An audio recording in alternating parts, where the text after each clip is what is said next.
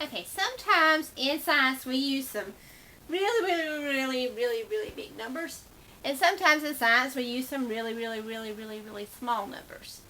And that can present problems sometimes. For example, this number right here,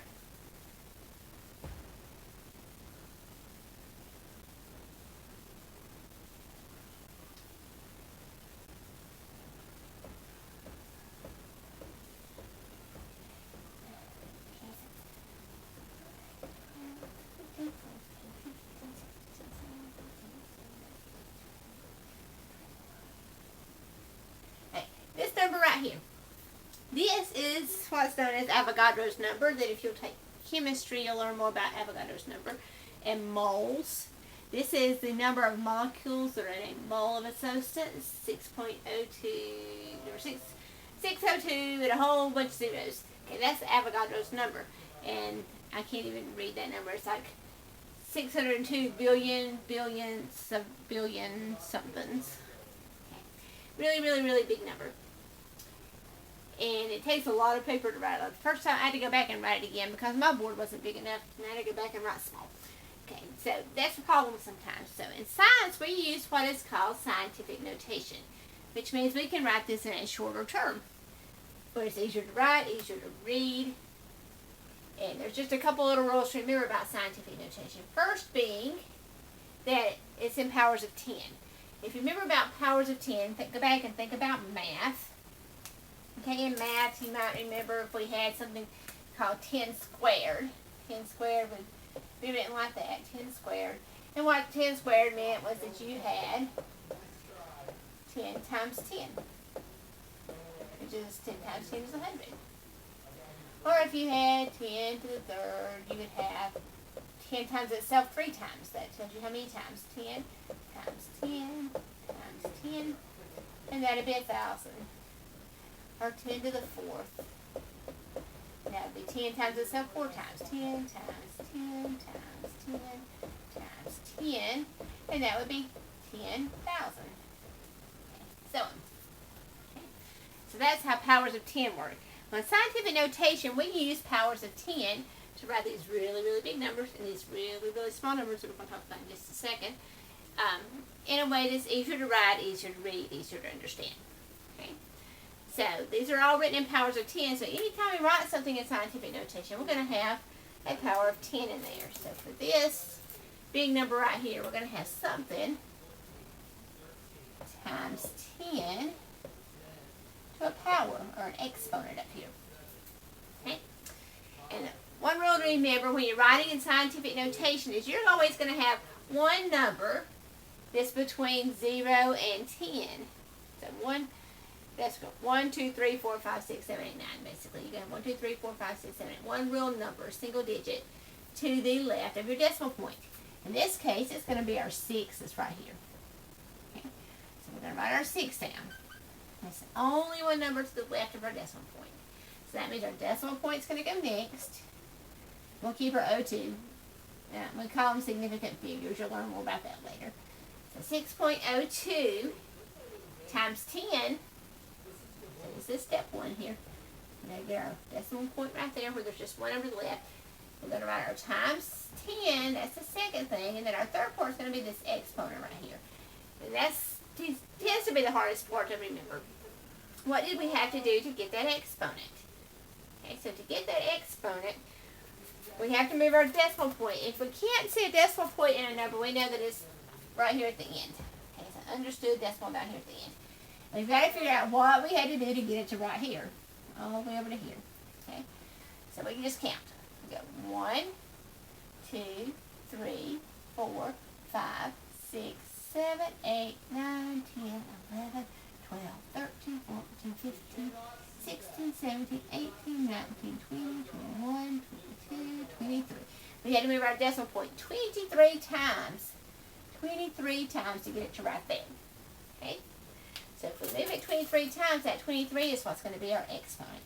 So then this big number, this Avogadro's number is called, written in scientific notation would be 6.02 times 10 to the 23rd power.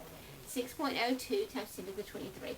Much easier to write, much easier to say than this 602 million, billion thing. Okay. Really big number. 6.02 times 10 to the 23rd. Easier way to write that. If it's a really big number, notice it's a positive exponent. Okay. Down here we have a decimal point right here at this side. Then we have a whole bunch of zeros.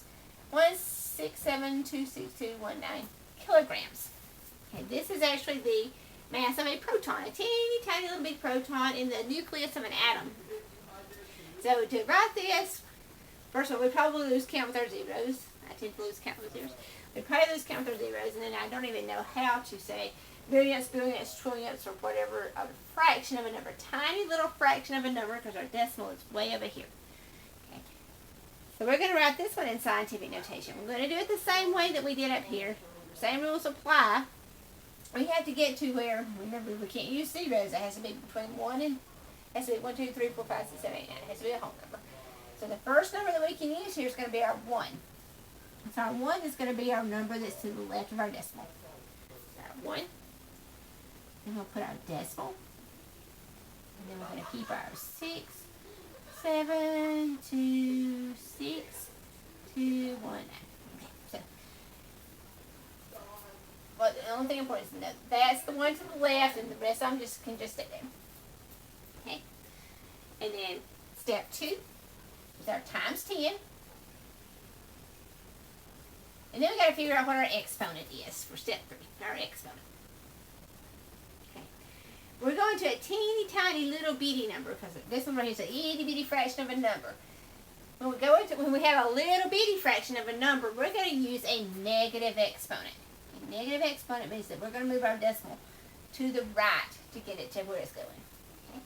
So now we've got to see how many places we have to move that decimal. It starts out right here. We see our decimal this time. So we go 1, 2, 3, 4, 5, 6, 7, 8, 9, 10, 11, 12, 13, 14, 15, 16, 17, 18, 19, 20, 21, 22, 23, 24, 25, 26, 27 times to get it right there. Okay. I had to move our decimal 27 times, so the mass of a proton in scientific notation would be 1.6726219 times 10 to the negative 27. That's a little bit easier. Okay. So let's try a couple of examples.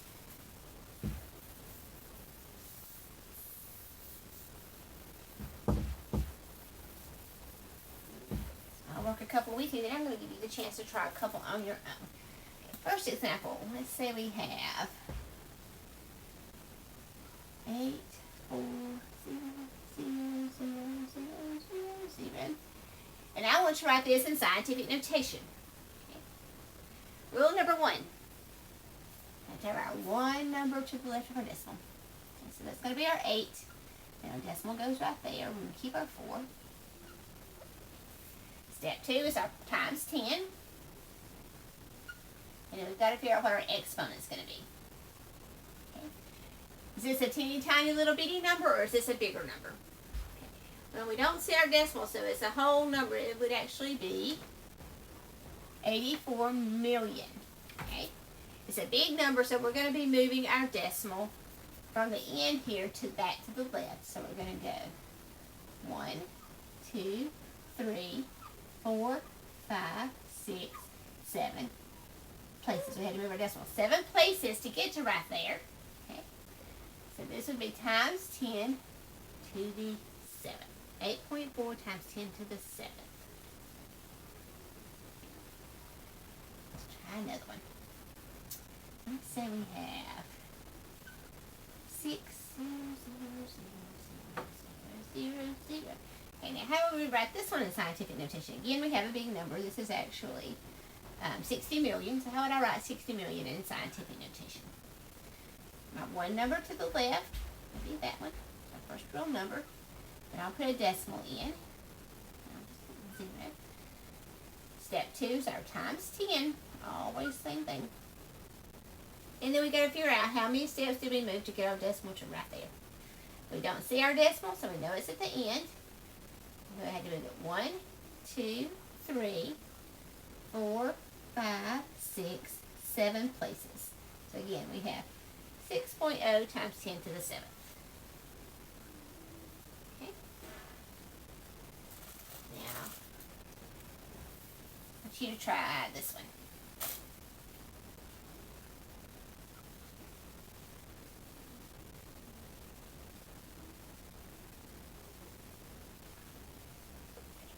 Give that one a try. Okay. Let's check and see. We have to go back. One number, that's our first real number, so it's going to be our 1 number to the left of our decimal. Our decimal point, we can keep that 7. Step 2 is our times 10. And we've got to find our exponent. Don't see our decimal, so it's at the end. 1, 2, 3, 4, 5, 6, 7, 8, 9, 10. 10 to get our decimal right there. So 3.7 times 10 to the 10th. Let's try a couple more examples with smaller numbers now.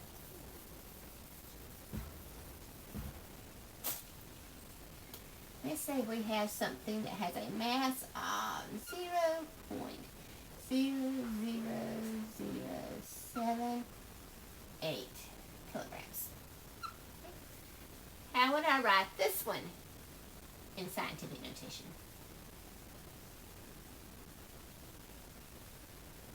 Okay, let's give it a try. Again, rule number 1, we have to find our first real number. That would be our 7. It's our 1 number that's to the left. Put our decimal point. We can keep our 8.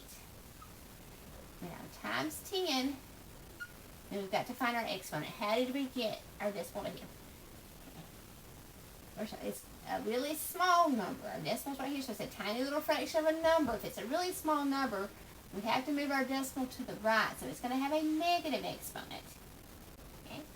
If we see our decimal, and our numbers are after it's a fraction, then it's going to have a negative exponent. And we're going to move it 1, 2, 3, 4 places to the right, so that it's negative 4. 7.8 times 10 to the negative 4. Find our real number, put our decimal there, times 10, and move 1, 2, 3, 4 to the right to the negative 4.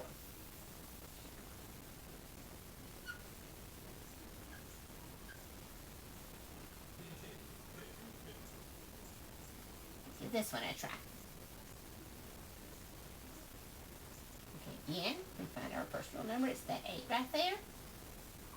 8 decimal point 3 times 10. And how did we get our decimal to there? We went 1, 2, 3, 4, 5, and we had to go to the right, small number, so negative 5.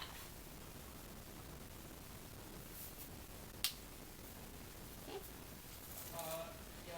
And sometimes it's given, numbers are given to us already in scientific notation, and we have to change them back to standard form. And this is what that would look like. So we have 2.3 times 10 to the 4th. We're going to have to go backwards this time in reverse to figure out what this number would be in standard form. We would have our 2 and our 3, and we moved our decimal to get to that. It's a positive exponent, so that means we're going to have a big number, so our decimal is going to go toward the end. We're going to move it 4 times. 1, 2, 3, 4. And sometimes we'll have to put in zeros to fill our places. So we have 2, 3, and then we have 1, 2, 3 zeros to hold those places. So 2.3 times 10 to the 4th would be 23,000. Okay. All right, we have, let's see, 7.2 times 10 to the negative 3. What would that one be in standard form, standard notation? Okay, we know we're going to start with our 7 and our 2. Okay, And it's a negative exponent. Negative exponent means we're going to have a small number. So that means our decimal needs to move to the left this time. We had to move it to the right to get it there when we're doing it the other way.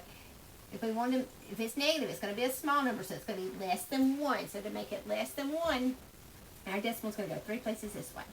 1, 2, 3. So we put zeros in to hold our place. So we're going to have 0.0072.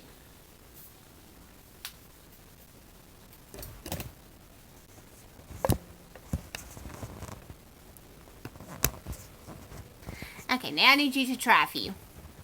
Okay, these two, we're going to write these in scientific notation. Number 1, we have 4,600,00. You're going to write that one in scientific notation. Number 2, we have 0.00076. We're going to write that one in scientific notation.